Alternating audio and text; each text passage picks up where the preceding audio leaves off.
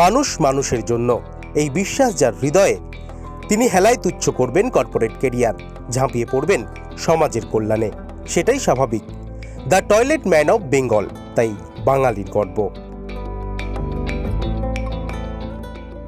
বাংলা শিল্পীর নবজাগরণ, power in Bengal. আমরা প্রত্যেক দিন নতুন নতুন এপিসোড নিয়ে আপনাদের কাছে আসি, তুলে ধরি শিল্পের কথা, তুলে ধরি কর্মসংস্থানের দিশা। কিন্তু আজ এমন একটি এপিসোড নিয়ে আপনাদের সামনে হাজির হয়েছি যা একেবারে অন্যরকম ভাবনার ছোঁয়া দেয়। আচ্ছা, প্রথমে বলি, অক্ষয় কুমার অভিনীত একটি সিনেমা টয়লেট, এক প্রেম কথা, মনে আছে নিশ্চয়ই? তার যে ভাবনা ছিল, টয়লেট খুব সাধারণ একটি শব্দ হলেও জীবনে তার প্রয়োজনীয়তা কতটা, আর এটা যদি শিল্পের ক্ষেত্রে আপনাকে কর্মসংস্থানের দিশা দেখাতে পারে, ভেবে দেখেছেন? এটা কিন্তু এক অভিনব ভাবনা। পাশাপাশি রয়েছে স্বাস্থ্য সচেতনতা, রয়েছে পরিবেশকে রক্ষা করার দায়বদ্ধতাও। তো চলুন, এমনই ভাবনা যিনি ভেবেছেন এবং কার্যক্ষেত্রে তা সিদ্ধ করে দেখিয়েছেন, ঠিক তেমনই এক ব্যক্তিত্বের সাথে আজ আমরা কথা বলবো পাওয়ার ইন বেঙ্গলে। নমস্কার ডক্টর ব্যানার্জি, আমাদের সাথে রয়েছেন doctor Arijit Banerjee, executive director of Rameses RPL private limited. The perfect pause. কেন বলছি দ্য পারফেক্ট পজ? কারণ অনেক সময় আমরা টয়লেট শুধুমাত্র প্রাকৃতিক টানে যাই না, নিজের সাথে খানিকটা সময়ও কাটাতে অনেক সময় আমরা ভালোবাসি টয়লেটে। সে কারণেই টয়লেট যত সুন্দর হয় এবং যত স্বাস্থ্যসম্মত হয় ততটাই ভালো। তো চলুন কথা বলে নিই সেই মানুষটির সাথে। স্যার, প্রথমে যে প্রশ্নে চলে আসবো, the toilet man of Bengal, এই শব্দটা বা এই যে বলা যেতে পারে উপাধিটা কতটা প্রেরণা যোগায়, কতটা ভালো লাগা তৈরি করে? ডেফিনেটলি এটা তো একটা ভালো লাগার জায়গা। তার কারণ আমরা যখন শুরু করেছিলাম তখন এইসব কোনো এক্সপেকটেশন নিয়ে শুরু করিনি।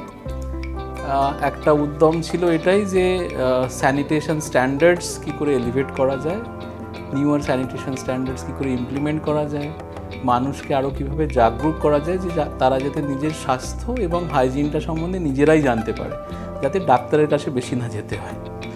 তো ওই জায়গা থেকে দাঁড়িয়ে আজকের ডেটে যখন ধরুন 10-11 বছর হয়ে গেছে আমরা স্যানিটেশন নিয়ে কাজ করছি, নাম প্রতিপত্তি সবই হয়েছে, এবং since we do it differently বলতে পারেন, তো সেই ডিফারেন্টলিটা অ্যাকসেপ্টেড। প্রথমে তো এই অ্যাকসেপ্টেন্সটাই একটা বড় জায়গা ছিল। সবার মনে হতো আমরা যেটা বলছি ইট ইজ গ্রিক। সেই জায়গা থেকে দাঁড়িয়ে আমার মনে হয় it's a very apt title, toilet man of Bengal, এবং সেটাকে নিয়ে আমি ফ্লন্টও করি খুব বেশি। আই লিটারালি লাভ ইট, কারণ শয়নে স্বপনে জাগরণে এখন টয়লেটই ঘুরে শুধু। যেখানে এখনো পর্যন্ত বহু জায়গায় শিক্ষার আলোয় পৌঁছয়নি, সেখানে মানুষকে স্বাস্থ্য, নিজেদের স্বাস্থ্য সচেতন সম্পর্কে মানে সচেতনতার একটা ধারণা দেয়া, সাথে সাথে পরিবেশকে রক্ষা করার একটা বার্তা দেয়া, কতটা চ্যালেঞ্জিং? ডেফিনেটলি চ্যালেঞ্জ তো আছেই। দেখুন, যে কোনো জব আপনি যেটাই করুন না কেন, যখন আপনি ডাইরেক্টলি পাবলিকলি ডিল করছেন, তখন যেহেতু নিজের হাতেরই 5টা আঙুল সমান নয়, 5টা মানুষের ওয়ে অফ থিঙ্কিং, তাদের অ্যাকসেপ্টেবিলিটি ডেফিনেটলি অনেক ডিফারেন্ট। সেই জায়গায় দাঁড়িয়ে কিভাবে আপনি তাকে বোঝাতে পারছেন তার বেনিফিটস এবং তার যে অ্যাওয়ারনেস প্রোগ্রামের কেন করা উচিত, এই জায়গাটায় যখন আনতে পারছেন, তখনই আপনার সার্বিক একটা সাফল্যের জায়গায় আসে জিনিসটা। আমাদের জন্য ইজি ছিল না ডেফিনেটলি। যখন শুরু করেছিলাম, যেটা আপনাকে বললাম, যে হয়তো কেউ বিশ্বাসই করতো না যে সলিড ওয়েস্ট রিউজেবল ওয়াটারে কনভার্ট হতে পারে, কারণ সলিড ওয়েস্ট জিনিসটা একটা ট্যাবু সোসাইটির সব প্রান্তেই। হ্যাঁ, তো সেখানে রিউজ তো অনেক দূরের কথা। বাট ফর্চুনেটলি আমার মনে হয় god has been enough gracious. আমাদের উদ্দেশ্যটা কখনোই বিজনেস ছিল না, ইট ওয়াজ মোর অফ সোশ্যাল এন্টারপ্রেনারশিপ। যে একটা সোশ্যাল গ্যাপ আছে কোথাও, সেই গ্যাপটাকে আমরা ম্যানেজ করার চেষ্টা করছি, and we are trying to put newer sanitation standards in the ambit. কারণ স্বচ্ছ Bharat was at its peak. স্বচ্ছ ভারত নিয়ে যখন একের পর এক ডিস্ট্রিক্ট ওডিএফ ডিক্লেয়ার হচ্ছে, ওপেন ডেফিকেশন ফ্রি ডিক্লেয়ার হচ্ছে, তখন আমরা যেটা চিন্তন করেছি বা পেয়েছি যে additionally ground water contamination was at the rising. তার কারণ টয়লেট তো বসানো হচ্ছে, কিন্তু তার থেকে যে ওয়েস্টটা মাটিতে যাচ্ছে সেটা নিয়ে কেউ চিন্তা করছে না। সেটাই আলটিমেটলি পাথ পুকুর, বোরওয়েল, সেই জলে কনভার্ট হয়ে মানুষের বডির মধ্যে ঢুকছে, বেসিক ওয়াটারবোর্ন ডিজিজেরগুলো মানুষকে ভোগাচ্ছে। সেই জায়গায় দাঁড়িয়ে অফকোর্স আমরা অন্যভাবে একটা চিন্তাভাবনা করতে শুরু করি যে এই বার্ডেনটা আমরা মাদার আর্থ থেকে কীভাবে সেভ করতে পারি, বা নেক্সট জেনারেশনের জন্য কতটা ড্রিঙ্কেবল ওয়াটার আমরা রেখে যেতে পারি বা পোর্টেবল ওয়াটার রেখে যেতে পারি। সেখান থেকেই ভাবনা চিন্তা, we got some very good people with us যারা এই উদ্দেশ্যে আমাদেরকে অনেকভাবে হেল্প করেছেন। তার মধ্যে আমার বাবার কিছু বন্ধুবান্ধব ছিলেন, দে আর অল সায়েন্টিস্ট।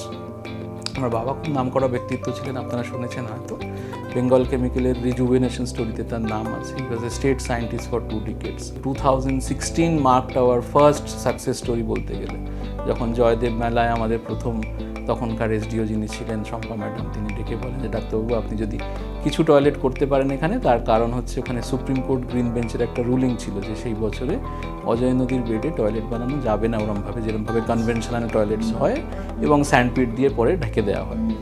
তো সেখানে আমরা তখন টিমে ছিলাম, আমি, আমার এখন ওয়াইফ, অফকোর্স ফিয়ন্সে ছিল তখন, এবং মাই ড্রাইভার।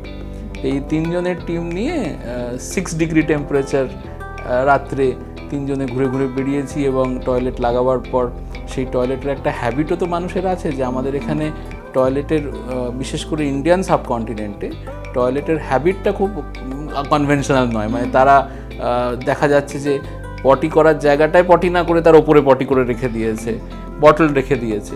তো সেই সব জিনিসগুলোকে নিজেরাই ক্লিন করতে হয়েছে। এবং অনেকেই তখন বলেছে এই সবগুলো করার কি খুব দরকার, কারণ যারা আমাদের ব্যাকগ্রাউন্ড জানে তারা জানে we are very settled in a corporate career, at the epitome of the career. যখন আমরা কেরিয়ার ছেড়ে we started thinking coming back to India and doing something. তো কোথাও না কোথাও একটা টাইমের পর নিজেদেরও মনে হতো ইজ ইট ওয়ার্থ, কিন্তু করতাম তার কারণ ভালো লাগতো, মনে হতো নতুন কিছু করছি। আপনারা যে উদ্যোগটা নিচ্ছেন এবং যেভাবে কাজ করেছেন বা করছেন, আগামীতেও করবেন, তো সেক্ষেত্রে সরকারের সাহায্যটা কতটা ম্যাটার করে? ডেফিনেটলি ম্যাটার করে। তার কারণ হচ্ছে যে দেখুন, সামগ্রিকভাবে পাবলিক স্যানিটেশনটা কিন্তু সরকারেরই ডোমেন, ঠিক আছে। এবার প্রাইভেট প্লেয়ার্সের মধ্যে ডেফিনেটলি আছে। কিরমভাবে আছে বলি আমি আপনাকে। আমরা দুটো উইং নিয়ে কাজ করি। আপনি পারফেক্ট পজ যেটা বললেন, that is the business wing. এছাড়া আমাদের একটা ফিলান্থ্রপিক উইং আছে। তো আমরা যখন পাবলিক স্যানিটেশনে কাজ করতে যাই বা পাবলিক হাইজিনের উপর কাজ করতে যাই, of course we work through the trust. তার কারণ হচ্ছে যে সেটা আমাদের একটা মিশন বলতে পারেন যে we should be doing good for the people around us. কিন্তু যখন বিজনেস মডেলটায় আসি আমরা, সেই বিজনেস মডেলটা না থাকলে ওই ফিলান্থ্রপিক অ্যাক্টিভিটিটাও চলবে না আর কি। তো রেশিওটা সবসময় আমাদের জন্য 60-40। 60% ইজ অফকোর্স বিজনেস, 40% ফিলান্থ্রপি। এবং এই 40% সরকারের ডেফিনেটলি সহযোগিতা অনেক আছে, না থাকলে আমরা এই জায়গায় আজকে পৌঁছতে পারতাম না। তার প্রধান নিদর্শন হচ্ছে যে পিএমও এবং পরবর্তীকালে MSME, ministry of MSME, government of India থেকে এই টাইটেল পাওয়া টয়লেট ম্যান অফ বেঙ্গল। এবং আমরা সবসময় ভেবে এসেছি যে টয়লেট শুনলেই লোকের যেমন একটা নাক সিটকানো ভাব আসে, যে সুলভ শুনলে দুর্লভ মনে হয়, তেমনি টয়লেট শুনলে আমাদের মোটোই ছিল সবসময় why should a toilet look like a toilet. তো টয়লেটের পরিভাষা, ডেফিনেশন, থট, এটা চেঞ্জ করা হচ্ছে মেন উদ্দেশ্য। আপনি অ্যাওয়ারনেসের কথা বলছিলেন, ওই অ্যাওয়ারনেসটাই আমরা যেতে চাই, এবং দ্যাট ইজ চ্যালেঞ্জিং। কারণ মানুষের মনে টয়লেট সম্বন্ধে যে আইডিয়াটা আছে, that is the last priority in life, কিন্তু অফকোর্স নিত্য নৈমিত্তিক 4 বার যেতে হয় দিনে। তো সে that cannot become a last priority in life কারোর আর কি। একদম। আর এক্ষেত্রে যেমনটা আপনি বললেন যে পিএমও অফিসের তরফ থেকেও আপনি অনেক রকম সহায়তা তো পেয়েছেন এবং উপাধিও পেয়েছেন। তো সেই জায়গা থেকে দাঁড়িয়ে একটি বিষয় না বললেই নয় যে প্রধানমন্ত্রী নিজেও আপনাদের তৈরি করা টয়লেট ব্যবহার করেছেন। এক্ষেত্রে অভিজ্ঞতা কীরকম, প্রাপ্তি কীরকম? না, এটা তো ভীষণভাবে গর্বের বিষয়, কারণ যেখানে যেখানে র্যালি হয় ওনার, অফকোর্স আমাদের টয়লেট গেটস আ প্রায়োরিটি। সেফ হাউস টয়লেট বলি আমরা, এবং সেই টয়লেট উনি বহুবার ইউজ করেছেন, আমরা জানি। সেটা হয়তো সেইভাবে ফিডব্যাক পাওয়া যায় না, কিন্তু ডেফিনেটলি পছন্দ করেছেন বলেই বারবার ইউজ করেছেন, এটাই আমি মেনে নিয়ে চলবো। তো that way we feel blessed. শুধুমাত্র প্রধানমন্ত্রী নন, chief ministers of many states, governors অনেকেই ইউজ করেছেন। এবং ওই আমি যেটা বললাম যে we have always looked at the aesthetics of the toilet. Of course ফাংশনালিটিতে আমাদের একটা কারিগরি আছে, আপনারা জানেন সেটা, যে we have patent on the technology, যেখানে এন্টায়ার সলিড ওয়েস্টটা রিউজেবল ওয়াটারে ট্রান্সফার হয়ে যায় এবং it can be used for gardening and flushing. কিন্তু এই টেকনোলজি ছাড়াও টয়লেটটা বেসিক অ্যাস্থেটিক্সটা এতটাই আমরা দেওয়ার চেষ্টা করি যে it should look different, it should feel different, লোকে বারবার যাতে যেতে চায় সেই টয়লেটটায়, না চাইলেও সেটাই আমাদের কাম্য। অফকোর্স কোনো ডিজিজের জন্য যাক সেটা আমি চাই না, কিন্তু ইজের জন্য যাক। ভারতে বিশেষ করে গ্রাম অঞ্চলে স্বাস্থ্য সচেতনতা এখনো তলানিতে। শৌচাগার ব্যবহার যে সুস্বাস্থ্যের মূল কথা সেটা বোঝানো কঠিন, আর সেই চ্যালেঞ্জে নিয়েছেন অরিজিৎ আর স্ত্রী অর্পিতা। অত্যাধুনিক অটো ওয়াশ ইলেকট্রনিক্স টয়লেট আপনারা উদ্যোগ নিয়েছেন এবং এই বিষয়ে কাজ করেছেন। সেক্ষেত্রে কতটা বাংলায়, যদি বাংলার কথা বলি, সেক্ষেত্রে কতটা কার্যকর বা কতটা ইউটিলাইজ করা সম্ভব এই বিষয়টাকে? দেখুন, বেসিক্যালি এই অটো ওয়াশ টয়লেটটা মাথায় আসার একটা বিশেষ কারণ ছিল। তার কারণ হচ্ছে যে কোভিডের আগে পিছের সময়টা ওয়াজ দ্য টাইম। আমি বললাম শয়নে স্বপ্নে জাগরণে সবসময় টয়লেটই ঘুরে। তো বেসিক আইডিয়া যে আগামী 10 বছর 20 বছর বাদে কী হবে, কারণ সব লেভেলেই কিন্তু সোসাইটির একটা এলিভেশন হচ্ছে, এটা আপনাকে মানতে হবে। তো আজকে যারা, কারণ আমাদের ইন্ডিয়ার মতো কান্ট্রিতে বা এনি সাবকন্টিনেন্টাল কান্ট্রিজ যারা ডেভেলপিং কান্ট্রিজ, সেখানে ডিগনিটি অফ লেবার কিন্তু নেই বলে সমস্যা যেটা, যে যদি কেউ আমরা ভাবি মিনিয়াল কাজ করে তাদেরকে আমরা কিন্তু সাইড লাইন বা কর্নারই রেখে দিতে চাই ভীষণভাবে। তো তাদের নেক্সট জেনারেশন কিন্তু সেরকমভাবে থাকছে না, তারা কিন্তু ওই প্রফেশনটায় আর আসছে না। তার মানে আপনার বাড়িতে যে ধরুন যে কাজের হাউস হেল্প আছে বা আপনার যে হাউসকিপিং স্টাফ আছে, এদের নেক্সট জেনারেশন কিন্তু এরকম ধরনের প্রফেশনে আসতে চাইবে না। তো একটা ন্যাচারাল ট্যালেন্ট পুল যদি আপনি বলে, এটা ট্যালেন্ট ডেফিনেটলি একটা, কারণ স্যানিটেশনের কাজ করাটাও একটা ট্যালেন্ট। সেই ট্যালেন্ট পুলটা যদি কমে যায় তখন আপনি কী করবেন? তো definitely we have to think beyond man power. তো থিঙ্ক বিয়ন্ড ম্যান পাওয়ার মানে it is AI, enabling of artificial intelligence, এবং সেটা করেই আমরা 2018 সালে we were possibly the early entrance of this genre, এবং we are the first Indian company who started making auto wash toilets. Auto ওয়াশের একটাই সুবিধা হচ্ছে যে সেখানে সবসময় নেক্সট ইউজার রেডি আপনি টয়লেট পাবেন উইদাউট ম্যানুয়াল ইন্টারভেনশন। এবং আমরা এয়ারপোর্টে লাগিয়েছি, এয়ারপোর্টে এখনও লাগছে, আমার কিছু মডেলস আরও তৈরি হচ্ছে, সেগুলো আগামী দিনে লাগবে। ইট ইজ ভেরি বেনিফিশিয়াল, মানে আগামী দিনে এটার অনেক বেশি প্রসপেক্ট আছে আমার মনে হয়, এবং এটা ডেফিনেটলি একটা যুগান্তর। হাইজিন মেনটেন করতেও হয়তো এটা খুব অ্যাবসলিউটলি, কারণ আপনি সবসময় নেক্সট ইউজার রেডি একটা ইউনিট পাচ্ছেন, যেখানে আপনার ইন্টারভেনশন দরকার নেই ক্লিন করার জন্য আলাদাভাবে। এখানেই আরেকটা প্রশ্নে আসবো যে আমাদের সরকার পরিবর্তন হয়েছে, এবং আমরা যদি কেন্দ্রীয় সরকারের ক্ষেত্রে দেখি, তিনি কিন্তু বারবার করে স্বচ্ছ ভারত মিশনের উপর ভীষণভাবে জোর দিয়েছেন, যে পরিষ্কার পরিচ্ছন্ন রাস্তা। এক্ষেত্রে সরকার বদলের পর আমরা দেখেছি আমাদের পুর নগর উন্নয়ন মন্ত্রী যিনি অগ্নিমিত্রা পাল রয়েছেন, উনিও বারবার করে এই বিষয়টার উপরে ভীষণভাবে জোর দিচ্ছেন, পরিচ্ছন্নতা, এবং আমাদের একটি নতুন অ্যাপও তিনি এনেছেন। তো এই বিষয়ে নতুন সরকারের কাছে আপনার কাজও যেহেতু এই বিষয়ের উপরে, তো কি বলবেন, মানে কি আবেদন রাখবেন? আমার মনে হয় যেটা, যে শুধু আবেদন নয়, এটা আমার ডিমান্ড, যে জিনিসটা জানে তাকে সেই জিনিসটার দায়িত্ব দেওয়া উচিত।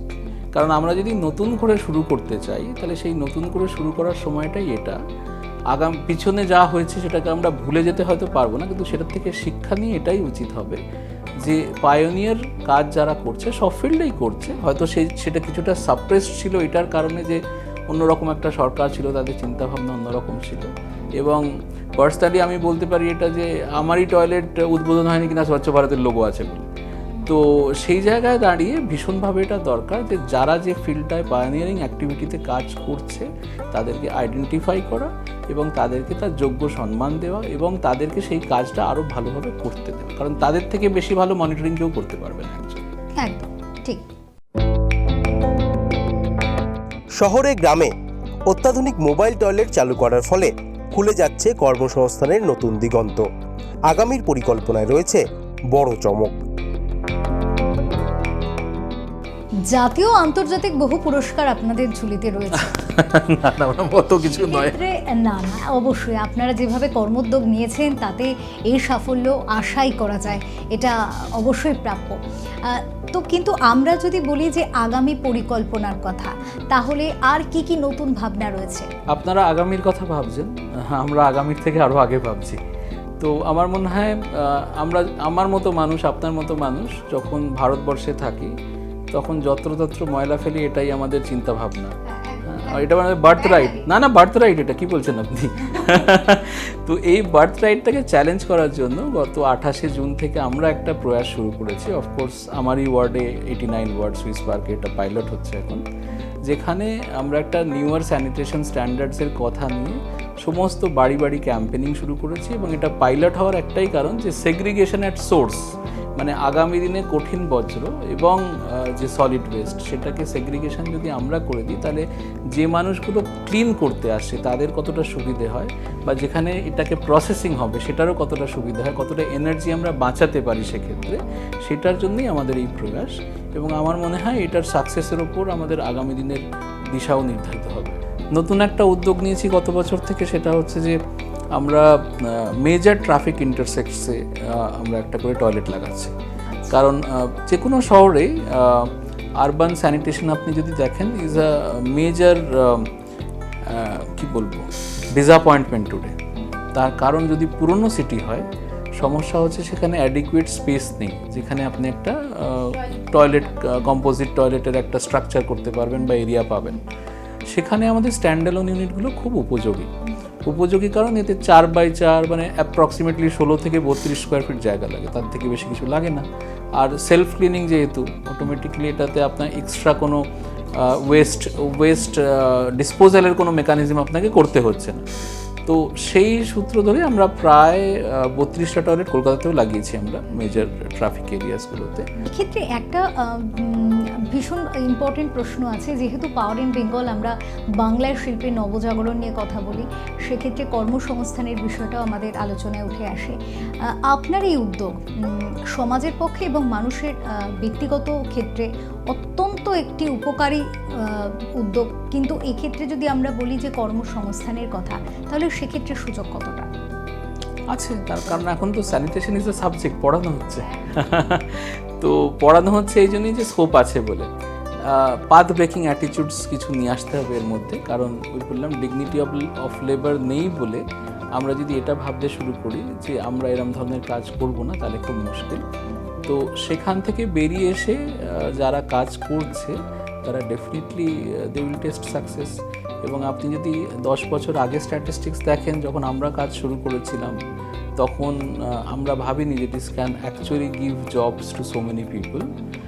আজকে কিন্তু it is becoming an example. আমি আগের দিন দেখছিলাম বম্বেতে কেউ একজন, they got in touch with us, যে আমরা আমাদের কিছু ভ্যানিটি ভ্যান্সের মতো মোবাইল টয়লেট ভ্যান্স আছে।